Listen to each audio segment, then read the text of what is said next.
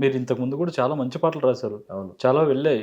కానీ ఉయ్యాల జంపాల, ఉమ్, మజును, ఉమ్, అప్పట్లో ఒకడు ఉండేవాడు, అర్జున్ రెడ్డి, ఉమ్, మజిలీ, కౌశల్య కృష్ణమూర్తి, సినిమా బండి, వరుడు కావలను, కాంతార, కోట బొమ్మాళి, ఇలా చాలా సినిమాలు, చాలా హిట్ సాంగ్స్. మీరు సాంగ్స్ రాసిన ప్రతి మూవీ హిట్టే.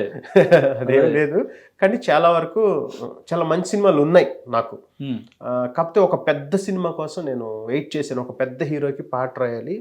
అది ఆయన పాత సినిమాల్లో కానీ ఆయనకి ఇది వరకు ఉన్న పాటల్లా కాకుండా ఏదో వేరే వేరియేషన్తో మనం ఇస్తే ఉమ్, అది జనాలు యాక్సెప్ట్ చేస్తే ఏ విధంగా ఉంటుంది అనే దానికి ఉదాహరణే ఈ హరిహర వీరమల్లలో అసురహననం అనే సాంగ్.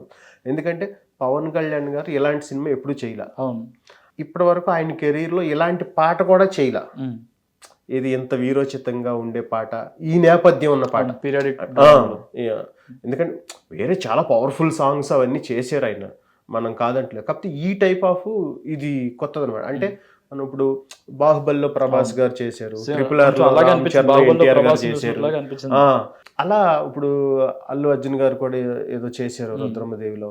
కాబట్టి ఇలా ఒక పోరాట యోధుడి క్యారెక్టర్ చేయటం ఈయన ఫస్ట్ టైం. దానికి ఒక నేపథ్య గీతం రాయటం అది చాలా పవర్ఫుల్గా కుదిరింది. అలా అన్ని కుదిరే